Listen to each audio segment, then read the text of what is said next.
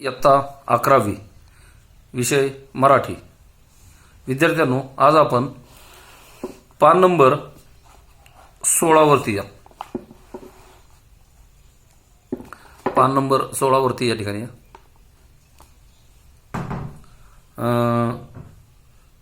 कविता number 4, झाडांच्या मनात जाऊ. कवी नलेश पाटील, 1954 ते 2016, अलीकडील काळातील कवी. कवीच्या संदर्भात थोडंसं प्रस्तावना या ठिकाणी बघू. निसर्ग कवी व चित्रकार. शब्द, नाद, लय आणि अर्थ यांची उत्तम जाण. दोन शब्दामधील विचारांचं नेमकं भान आणि विलक्षण चित्रमयी मांडणी ही त्यांच्या कवितेची वैशिष्ट्ये. अनेक निसर्गदत्त घटकांचं तरल दर्शन त्यांच्या कवितांमधून घडते. हिरवं भान हा त्यांचा कविता संग्रह प्रसिद्ध. कवितेच्या गावा जावे या लोकप्रिय काव्यगायनाच्या कार्यक्रमातील सादरीकरणात सहभाग, तरल शब्द आणि खुले स्वर यामुळे त्यांनी गायलेली कविता ऐकणाऱ्यांच्या मनात दीर्घकाळ रेंगाळत असे. झाडांचे हिरवे वैभव, पानाफुलांचे रंगगंध, भिरभिरणारी फुलपाखरे, थुई थुई नाचताना हसणारे पाणी, फांद्या फांद्यावरील पक्षी, ऊन सावल्यांची नक्षी या चैतन्यमय निसर्ग सोहळ्याशी कवी एकरूप होऊन जातो. निसर्गातील अम्लान सौंदर्याचा आस्वाद घेता घेता आपणही त्या निसर्गाचा भाग होऊन सौंदर्यानुभूतीचं दान विश्वाला द्यावं असं त्याला वाटतं. कवी या ठिकाणी प्रस्तावनेमध्ये कवीला असं सांगायचंय, चला आपण सुद्धा त्या झाडाच्या मनात जाऊया आणि त्यांचं विचार होऊया आणि या ठिकाणी स्वतःच या ठिकाणी आपलं विचार या ठिकाणी मांडूया. आपण प्रत्यक्षात झाड आहोत असं कवीला या ठिकाणी सुचवायचं आहे किंवा सांगायचं आहे. झाडाचं या ठिकाणी वर्णन करू आपण. प्रथम या ठिकाणी हे झाड या ठिकाणी आहे. झाडाची मुळं जमिनीशी घट्ट आहेत. या ठिकाणी झाडाचं खोड आहे. वरती या ठिकाणी फांद्या आहेत. फांद्या, फुलं वगैरे दिसत आहेत. पक्षी या ठिकाणी दिसत आहेत. वेगवेगळी या ठिकाणी फुलपाखरं, रंगीबेरंगी फुलपाखरांचा दिसत आहेत, थवा दिसतोय. या ठिकाणी पाण्याची ही नदीचा प्रवाह आहे. त्याच्यावरती या ठिकाणी काळे या ठिकाणी खडक या ठिकाणी दिसत आहेत. झाड आणि माणूस या संदर्भात थोडंसं एक मी तुम्हाला या ठिकाणी सांगतो. झाडं ही या ठिकाणी प्रामाणिक असतात. झाड आणि माणूस यातील फरक तुम्हाला सुचवायचा आहे. झाडं ही या ठिकाणी प्रामाणिक असतात. जमिनी वर्षातून पडणारं पाणी ही मुळं प्रामाणिकपणे शोषून सर्व आपल्या फांद्या, फुलं यांना या ठिकाणी प्रामाणिकपणे पोहोचवतात. आणि माणूस या ठिकाणी, झाड आणि माणूस म्हणजे झाडं ही प्रामाणिक आहेत. माणसं या ठिकाणी प्रत्येक पावलोपावली या ठिकाणी थोडंसं खोटं बोलतो. आणि म्हणून या ठिकाणी कवी नलेश पाटील यांनी तो स्वतः संदर्भ या ठिकाणी दिलेला आहे. कवी नलेश पाटील यांच्या संदर्भात थोडंसं सांगायचं झालं तर कोकणातील पालघर येथे त्यांचा झालेला जन्म. कवी नलेश पाटील हे इंग्रजी माध्यमात त्यांचं शिक्षण झालेलं असेल. मराठी विषयीचा त्यांचा गाढा भरपूर अभ्यास होता. मुंबईमध्ये या ठिकाणी जे इन्स्टिट्यूट ऑफ अप्लाइड आर्टमध्ये त्यांचं शिक्षण पूर्ण झालं.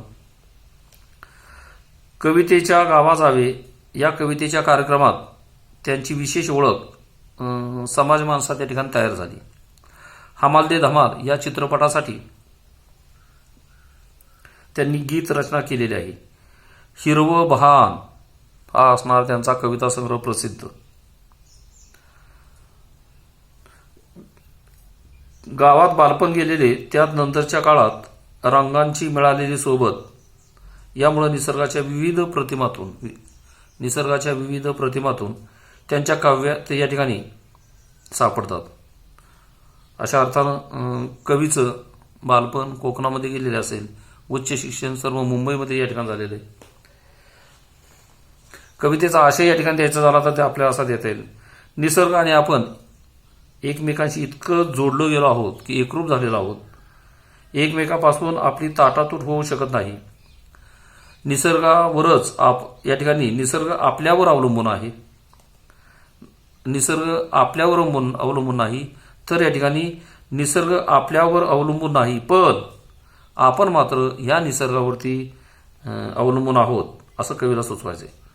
मानवानं या ठिकाणी स्वतःची उत्क्रांती केली ती निसर्ग शिक्षणातूनच. हे नैसर्गिक शिक्षण त्याला त्यांच्या संवेदनापर्यंत पोहोचवतं, त्याच्या मनाला विचारांना चालना देतं. कवीला या निसर्गाची अत्यंत जवळीक आहे, ओढ आहे. एवढंच नव्हे तर निसर्गातील विविध रूपांचं दर्शन कवी या कवितेतून या ठिकाणी रेखाटतो. अशा इथं या ठिकाणी असलं हे सूर्याचं प्रतिबिंब या ठिकाणी कवीने ठेवलेलं छायाचित्रामध्ये अशा अर्थानं. बघा आपण आता या ठिकाणी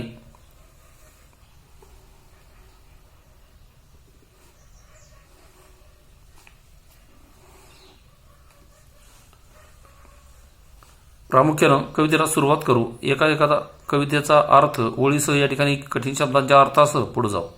झाडांच्या मनात जाऊ, पानांचं विचार होऊ, पोपटी स्पंदनासाठी कोकुळ होऊनी गाऊ. कोकिळ हा वसंत ऋतूतील कुहू कुहू असा आवाज, निसर्गाला साथ घालणारा पक्षी अशा अर्थानं. पोपटी स्पंदन, स्पंदन म्हणजे या ठिकाणी हालचाल, जसं या ठिकाणी श्वास असतो. पोपटी म्हणजे या ठिकाणी कोवळी पानं, जसं या ठिकाणी पानगळ झाडांची झाल्यानंतर कोवळी पानं या ठिकाणी उमटतात त्यावेळेचं चित्र तुमच्या पुढे आलेलं आहे. असं या ठिकाणी म्हणता येईल की कवीला वाटतं की झाडांच्या मनात आपण या ठिकाणी जाऊ किंवा त्याच्याशी एकरूप होऊ. त्यांच्यावरील जी पानं आहेत त्या पानांचा विचार या ठिकाणी आपण होऊ. झाडांनाही एक प्रकारचं मन असतं, ते त्यांच्या या ठिकाणी पानरूपी किंवा त्या पानाच्या कृतीतून आपल्याला या ठिकाणी ते प्रकट या ठिकाणी करतं अशा अर्थानं. झाडांना सुद्धा किंवा त्या पानांना सुद्धा वाटतं या झाडाला सुद्धा या ठिकाणी पोपटी रंग आपल्या श्वासात या ठिकाणी उतरावा, याकरता त्याला त्याच्या श्वासात या ठिकाणी उतरावं असं वाटतं. म्हणजे त्याच्याशी कवीला सुद्धा एकरूप व्हावं असा अर्थानं. त्यासाठी या ठिकाणी कवी म्हणतोय की कोकिळ असा संदर्भ या ठिकाणी गेला, कोकिळ होऊन गावो. म्हणजे या ठिकाणी असं म्हटलेलं आहे आपण या ठिकाणी कोकिळ व्हावं असं त्याला या ठिकाणी वाटतंय. कशासाठी तर हा वसंतरूपी बहर म्हणजे झाडाला पानं फुलं कोवळी या ठिकाणी आलेली आहेत, वसंतरूपी बहर आला आहे आणि कोकिळ होऊन या ठिकाणी गावं लागतो. जणू आपण या ठिकाणी त्या निसर्गाचा जणू या ठिकाणी एक गीत गातो अशा अर्थानं. आपल्याला सुद्धा या ठिकाणी निसर्गगीत गायचं असेल तर प्रामुख्यानं या ठिकाणी कोकिळ व्हावं लागेल अशा अर्थानं. म्हणून या ठिकाणी असा संदर्भ या ठिकाणी दिलेला आहे. त्या निसर्गाला सुद्धा आनंदी आपल्याला करण्यासाठी त्या कोकिळ पक्षी जसं साथ घालतो तसा आपण सुद्धा त्या निसर्गाशी एकरूप होताना तशी साथ घालणं गरजेचं आहे. दुसऱ्या कडव्यामध्ये असं म्हटलं बघा, बहरात वसंतामधल्या तो सूर सावळा ऐकत, जातील फुले ही रंगून, जन्माला अत्तर घालत, चला सुराबरोबर आपण तो फाया कानी ठेवू. फाया म्हणजे अत्तराचा बोळा कानात ठेवू. जसं सुगंधी अत्तर आपण या ठिकाणी कानामध्ये ठेवतो तशा पद्धतीनं हा वसंत ऋतू या ठिकाणी भरलेला आहे, सृष्टीला भर आलेला आहे. वसंत ऋतू या ठिकाणी बहरत या ठिकाणी फुलला जातो. सावळ्या रंगाचा कोकिळ त्याला एक चांगल्या पद्धतीचा सूर या ठिकाणी लावत जातो. वसंत ऋतूमध्ये अनेक फुलं फुलून या ठिकाणी येतात. त्या फुलांचा गंध सर्वत्र या ठिकाणी पसरत जातो. अनेक जन्मांना त्याचं अत्तर पुनरुज्जीवन म्हणजे सारखं वारंवार या ठिकाणी मिळत जातं. या पाखरांच्या त्या निसर्गातील सुराबरोबर आपण सुद्धा त्या सुगंधी अत्तराचा बोळा कानामध्ये ठेवू. त्यामुळं आपणही किंवा आपलंही जगणं सुगंधी होईल अशा अर्थानं. बघा त्या निसर्गामध्ये या ठिकाणी असणारी फुलं असतील, फुलातील असणारा सुगंध असेल, तो सुगंध सर्व या ठिकाणी निसर्गामध्ये या ठिकाणी दरवळत असेल. आपणही तो सुगंध आपल्या कानामध्ये ठेवून आपण या ठिकाणी जसं या ठिकाणी आनंदी राहतो असा हा निसर्ग सुद्धा आनंदी या ठिकाणी ठेवूया अशा अर्थानं. पुढच्या कडव्यामध्ये बघा, खेळून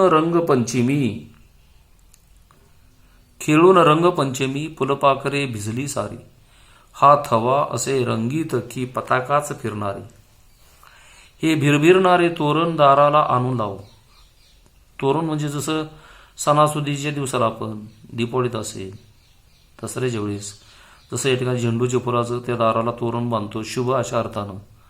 पताका फिरणारी म्हणजे या ठिकाणी रंगीत या ठिकाणी असणारे या ठिकाणी ही फुलपाखरं या ठिकाणी फिरत आहेत. ते कवीला या ठिकाणी ते पताका या ठिकाणी लावल्यासारखं या ठिकाणी दिसत आहेत अशा अर्थात. खेळणूर रंगपंचमी असं म्हटले बघा. या ठिकाणी वसंत ऋतू प्रामुख्याने या ठिकाणी बहरत चाललेला असेल बघा. त्यावेळेस या ठिकाणी त्या बागेमध्ये रानात फिरणारी सर्वत्र फिरणारी फुलपाखरं पाहून कवीला सुद्धा असं वाटतं की आपणही सुद्धा या ठिकाणी जणू फुलपाखरं जशी या ठिकाणी रंगपंचमी खेळून या ठिकाणी बाहेर पडले आहेत. म्हणजे वेगवेगळ्या रंगांची ही फुलपाखरं. म्हणून जसं या ठिकाणी रंगपंचमीला अनेक रंगांची उधळण असते तशा पद्धतीनं फुलपाखरांचं सुद्धा वेगवेगळे असणारे आकर्षक रंग कवीला या ठिकाणी आकर्षून घेत असतात. कवीचं मन या ठिकाणी ओढावून घेतात. जणू हा फुलपाखरांचा थावा उडत असताना त्याच्या भिरभिरत्या पंखामुळं हलणाऱ्या पताकाच आहेत असं कवीला वाटतं. ही रंगबेरंगी असणारं तोरण आपण या ठिकाणी हे तोरण रंगबेरंगी फुलांचं पक्ष्यांचं तोरण किंवा फुलपाखरांचं तोरण किंवा झेंडूच्या फुलांचं असणारं तोरण आपण या ठिकाणी आपल्या दाराला या ठिकाणी आणून लावावं असा मोह या ठिकाणी कवीला त्या फुलपाखरांच्या रंगाकडे पाहिल्यानंतर या ठिकाणी पाहून या ठिकाणी होतो असा संदर्भ देता येईल. त्यानंतर पुढच्या याच्यामध्ये बघा. ही कोणाची रे करणी डोळ्यात झऱ्याचं पाणी हे उदान आनंदाचे ही देवाघरची गाणी गाण्यात ऋतूच्या आपण चल खळाळून रे वाहू असं म्हणता येईल. ही कोणाची रे करणी डोळ्यात झऱ्याचं पाणी असं म्हणता येईल. या ठिकाणी असणार ही निळे या ठिकाणी असणारा नदीचा ओढ्याचा प्रवाह या ठिकाणी आहे. इथे या ठिकाणी खडक आहे. ह्या खडकावरती या ठिकाणी नदीच्या बाजूचा असणारे खडक आपल्याला दिसतात. हे रानातील या ठिकाणी झरे निर्मळ वाहत आहेत.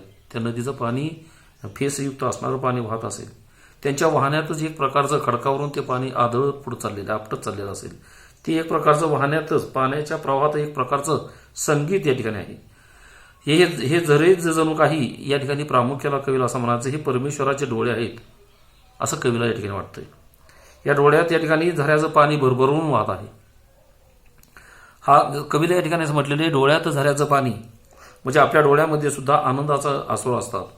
हा आनंद या ठिकाणी की देवाने या ठिकाणी आपल्याकरता पाठवलेली गाणे आहेत. म्हणजे इतका कवी या ठिकाणी निसर्गाशी एकरूप झालेला आहे. कवी या ठिकाणी हे निसर्ग सौंदर्य पाहून आनंदी आहे. त्याच्या डोळ्यामध्ये आनंदाचं अश्रू या ठिकाणी येत आहेत. म्हणून कवी या ठिकाणी म्हणतोय आनंद हे आहे की देवानं आपल्याकरता पाठवलेली ही गाणे आहेत असा प्रश्न पडतो. ही वाहतं पाण्याचा असणारा आवाज या ठिकाणी कवीला तो पाण्याचा प्रवाह कवीला एक प्रकारचं गाणं आहे. म्हणजे या निसर्गातून वाहता असताना एक प्रकारचं सुरेल संगीत गाणं सुद्धा निसर्गाला या ठिकाणी ऐकायला मिळते. या ठिकाणी असं म्हणायचं कवीला की या झऱ्याच्या गाण्याच्या ऋतूत आपणही या पाण्याच्या प्रवाहाबरोबर खळखळत वाहत जाऊ आणि त्या प्रवाहाशी आपण सुद्धा एकरूप होऊ. कवीला त्यातून असं सुचवायचंय आपण सुद्धा या पाण्याच्या प्रवाहासारखं निर्मळ राहू असं कवीला वाटतंय. म्हणजे निसर्गात या ठिकाणी खळखळणारं पाणी आनंदी त्याचा असणारा सुरेल असणारा आवाज ते गाण्याप्रमाणे निसर्गाला साथ घालत असेल आणि इतकं स्वच्छ निर्मळ पाण्यासारखं आपणही या ठिकाणी जीवन जगू अशा अर्थानं किंवा आनंदी राहू अशा अर्थानं. पुढे बघा. पाण्यात उतरून माझे मन खडकावर बसताना थुई थुई नाचणारं पाणी मज दिसत रे हसताना एक रोप तुषाराचे मज मायेनं घाली नाहू नाहू म्हणजे इथं आंघोळ. तुषार म्हणजे इथं या ठिकाणी पाण्याचं बारकं थेंब. खडकावर म्हणजे मोठा दगड. या पाण्याच्या या ठिकाणी याच्यावरती असणारा हा खडक दगड आहेत त्या नदीच्या ओढ्याच्या काठावरती अशा. कवी म्हणतो या ठिकाणी असं की त्या पाण्याशी एकरूप होताना कवीचं मन या ठिकाणी तिथल्याच एखाद्या खडकावर बसून या ठिकाणी जातं. आजूबाजूला या ठिकाणी त्या असणारी त्या ठिकाणी पाण्याच्या प्रवाहाची कारंजी मनसोक्तपणे थुई थुई करत आनंद घेताना दिसतात. थुई थुई म्हणजे बारीक या ठिकाणी नाचरं असणारं थेंब त्याचा असणारा वर्षाव अशा अर्थानं. यातील हे या ठिकाणी कारंजाचं रोप असं म्हटलं ए रोप तुषाराचे मज मायेनं घाली नाहू. यातील हे कारंजाचं रोप कवीवर आपलं या ठिकाणी तुषार उडवून त्याला नाहू घालण्याचा प्रयत्न करत आहेत. नाहू म्हणजे आंघोळ. त्या या ठिकाणी बारीक पाण्याचा त्या तुषाराचा वर्षाव कवीच्या खडकावरती बसल्यामुळं या ठिकाणी अंगावरती पडतात. जणू काय या ठिकाणी तो निसर्ग, पाण्याचा प्रवाह एक प्रकारचा आंघोळ या ठिकाणी कवीला घालतायत असा भास कवीला या ठिकाणी होतोय. म्हणजे कवी इतका त्या निसर्गाशी एकरूप झालेला आहे. बघा, ओंजळीमध्ये मी रगत आकाश जरासे धरता, आकाशाने मी अवघ्या पाण्याची ओटी भरता, हातात ऊन डुचमळते नि सूर्य लागतो पाहू. ओंजळीमध्ये मी अलगद, जसं या ठिकाणी दोन्ही हात जवळ करून या निसर्गाशी कवी एकरूप होतो. अलगदपणे या ठिकाणी आपल्या त्या ओंजळीमध्ये पाणी या ठिकाणी असेल, त्या पाण्यामध्ये या ठिकाणी कवीला आकाश दिसतंय. वरील असणारा आकाश कवीला त्या ओंजळीतील पाण्यामध्ये दिसतंय. त्या ओंजळीत या ठिकाणी घेऊन त्या आकाशाला या ठिकाणी आपल्या ओंजळीत घेऊन कवी अवघ्या या ठिकाणी पाण्याची ओटी भरतोय. म्हणजे ओटी भरणं म्हणजे या ठिकाणी असं म्हटलं जातं, आशीर्वाद देण्यासाठी बघा ओटी भरणं असा एक कार्यक्रम असतो की आशीर्वाद देण्यासाठी ओटी भरणं म्हणजे देण्यासाठी सौभाग्यवती स्त्रीच्या पदरात नारळ वगैरे या ठिकाणी टाकून तिची ओटी भरली जाते, खणा नारळाची, अशी एक प्रथा या ठिकाणी आहे. म्हणून या ठिकाणी ओटी भरता हातात ऊन डुचमळतेने सूर्य लागतो भाऊ. म्हणजे त्या पाण्याची ओटी आपण त्या निसर्गाशी या ठिकाणी भरत आहोत असं कवीला वाटतंय. हातात ऊन या ठिकाणी येत असतं, त्या ओंजळीमध्ये या ठिकाणी सूर्याची प्रखर किरणं असतील, आकाश सुद्धा त्या पाण्यामध्ये दिसतंय, हे सूर्याचं प्रतिबिंब सुद्धा या ठिकाणी दिसतंय. असं म्हटले बघा, हातात ऊन डुचमळते नि सूर्य लागतो पोहो. म्हणजे या ठिकाणी सूर्याचं प्रतिबिंब सुद्धा त्या पाण्यामध्ये या ठिकाणी डुचमळते म्हणजे हिंदकळणं, पाण्याचा जसं हलत असेल असं या ठिकाणी ते सूर्यबिंब सुद्धा त्या चेंडूसारखं हलत असेल. म्हणजे या ठिकाणी पाणी भरलेल्या ओंजळीत सूर्याचं प्रतिबिंब या ठिकाणी कवीला या ठिकाणी दिसतंय. एवढंच नव्हे, हा जो सूर्य आहे तो या ठिकाणी पोहण्यासाठी तो पाण्यामध्ये ओंजळीमध्ये येतोय. असं पाणी आणि प्रकाश हा असणारा निसर्गातील खेळ कवी या ठिकाणी तिथं अनुभवत आहे. बघा, सर्व निसर्ग, आकाश, सूर्यबिंब, प्रखर सूर्याची किरणं हे कवीला ओंजळीतील पाण्यामध्ये या ठिकाणी दिसत आहेत. म्हणजे कितका कवी तो निसर्गाशी एकरूप झालेला आहे अशा अर्थानं. बघा, हे फांदी वरले पक्षी की हंगामाचे साक्षी. हंगामाचे म्हणजे हा मोसम, वसंत ऋतू, त्याचा मोसम. साक्षी म्हणजे डोळ्यानं पाहणे. विद्यार्थ्यांनो, या ठिकाणी तुम्हाला जाता जाता सांगायचंय, या ठिकाणी कान आणि डोळे यामध्ये 4 बोटाचं अंतर आहे. कुठलीही गोष्ट या ठिकाणी आपण डोळ्यानं पाहायची आणि कानानं ऐकायची, नंतरच या ठिकाणी पुढं जायचं. म्हणजे या ठिकाणी शंका सर्वात या ठिकाणी वाईट. म्हणून या ठिकाणी कोणती गोष्ट कानानं ऐकायची, प्रत्यक्षात डोळ्यानं पाहायची, नंतरच पुढे जायचं. हंगामाचे साक्षी म्हणून हे कवीनं प्रत्यक्षात डोळ्यानं पाहिलेलं चित्र आहे.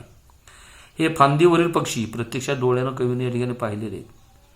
झाडांच्या पायी काढी म्हणजे या ठिकाणी वसंत ऋतूतील या ठिकाणी बघा, झाडांच्या पायी काढी सावली उन्हावर नक्षी. म्हणजे या ठिकाणी लंबरूप सूर्यकिरणाची नक्षी या ठिकाणी त्या जमिनीवरती या ठिकाणी कवीनं पाहिलेली. मग तिलाच फुटते पंखनी त्याची झाली काऊ. मग त्या नक्षीचीच, त्या सावलीचीच कावळा या ठिकाणी पक्षी या ठिकाणी होतात अशा अर्थानं. कवीला या ठिकाणी असं म्हणायचं बघा, निसर्गातील विविध रंगांचे असणारे पक्षी तरी किती भरपूर कवीला दिसतात. या पक्ष्यांचा सुद्धा या ठिकाणी एक हंगाम असतो. हंगाम म्हणजे मोसम असतो. त्या हंगामात ते पक्षी आपलं दर्शन, वेगवेगळे पक्षी आपल्याला दर्शन देतात. झाडं सुद्धा वेगवेगळे नाविन्य आपल्याला ज्या त्या हंगामात देत असतात. हे पक्षी या ठिकाणी निसर्गामध्ये रमतायत, झाडाच्या बुंद्यामध्ये या ठिकाणी असतात, त्या खोडावरती असतील. त्या झाडांच्या असणाऱ्या ज्या सावल्या आहेत त्या सावल्या सुद्धा इतर त्या पृथ्वीवरती, ह्या जमिनीवरती या ठिकाणी पसरलेल्या पाहून सूर्याची लंबरूप किरणं या ठिकाणी त्या झाडाच्या पाण्या फांद्यातून जमिनीपर्यंत या ठिकाणी पोहोचत आहेत. ते कवीला या ठिकाणी एक प्रकारचे नक्षी काढत आहेत असं या ठिकाणी वाटतंय. मग ह्या झाडावरती बसलेले पक्षी असतील, कावळा असेल, या ठिकाणी ते सारखे घरट्यातून असतील, त्यांची पिल्लं वगैरे या ठिकाणी असतील, ते जात असतील, परत या ठिकाणी निसर्गातून खाद्य अनेक पिढ्या तयार करत असतील त्याच्यावरती. ह्या सावलीतून सुद्धा या ठिकाणी एक प्रकारचं चिवूळ या ठिकाणी असं म्हटलंय, एक प्रकारचं बघा, मग तिलाच फुटले पंखनी त्याचे झाले काऊ. काऊ म्हणजे कावळा. लंबरूप या ठिकाणी सूर्याची किरणं ते पाजरत असतील, जाळीदार जशी मेहंदी वगैरे असे, रांगोळी आपण जमिनीवरती काढतो, असे आकर्षक या ठिकाणी सावली ते झाडांची या ठिकाणी पडत असेल.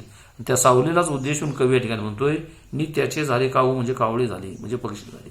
नंतर ते पक्षी सुद्धा सूर्य या ठिकाणी गेला सारखा हालत असते ती सावली, त्या पद्धतीने या ठिकाणी नंतर ती उडून जाते. म्हणजे सूर्याचं प्रतिबिंब सूर्य मावळला की हे सर्व नक्षी उडून जाते. त्या पद्धतीनं याच्याबरोबर हे पक्षीसुद्धा या ठिकाणी निघून जातात अशा अर्थानं. शेवटी या ठिकाणी असं म्हणायचे, मानवी स्पर्श ना जेथे अस्थिर फुले पाखरे, रानात अशा तू मजला ईश्वरा जरा टाक रे, मला झाड होऊन तेथे पसरेन आपले बाहू. बाहू म्हणजे हात. कवी शेवटी या ठिकाणी म्हणतोय की या ठिकाणी बघा, मानवी स्पर्श नसेल जिथे या ठिकाणी माणसाची कसलीही वर्दळ नसेल, जिथं माणसं नसतील, असतील फुलपाखरे पण तिथं भरपूर निसर्ग सौंदर्य असेल, तिथं भरपूर फुलपाखरे या ठिकाणी असतील, रानात अशा तू मजला अशा ठिकाणी एकांत ठेव, ईश्वरा जरा टाक रे, परमेश्वरा तू मला अशा ठिकाणी ठेव, परमेश्वरा तू मला या ठिकाणी एक टाक. टाक म्हणजे अशा ठिकाणी ठेव, मी झाड उगवून तेथे पसरेन आपले बाहू. बाहू म्हणजे हात अशा अर्थाने. असं या ठिकाणी सुंदर निसर्गात या ठिकाणी कवी रमता रमता शेवटी या ठिकाणी म्हणतोय की जिथं मानवाचा स्पर्श नसेल, खूप या ठिकाणी फुलपाखरं जिथं असतील, अशा रानात हे परमेश्वरा मला झाड बनवून, हे जसं झाड आहे ह्या झाडाप्रमाणे मला या ठिकाणी बनवून तिथं जन्माला या ठिकाणी घाल. तिथं मी या ठिकाणी माझे हात पसरून, माझे हे फांद्या वगैरे या ठिकाणी आहे तसंच माझा हात पसरून आणि या सृष्टीचा एक भाग होऊन मी एक चांगल्या पद्धतीनं तिथं या ठिकाणी जीवन जगेन अशा अर्थानं, चांगल्या पद्धतीनं ती एक गीत गाईन अशा अर्थानं. म्हणून या ठिकाणी कवी निसर्गाशी एकरूप झालेला आपणास पाहायला मिळतो. प्रस्तुत कवितेतील विद्यार्थ्यांनो, झाडांच्या मनात जाऊ कवी निसर्गाशी एकरूप झालेला आपल्याला दिसून येतोय. निसर्गातील असणारं सौंदर्याचं वर्णन आपल्यापुढे ठेवलेलं आहे. पुढील तासाला याच्यावरती असणारा कृती आराखडा आपण या ठिकाणी पाहू. धन्यवाद.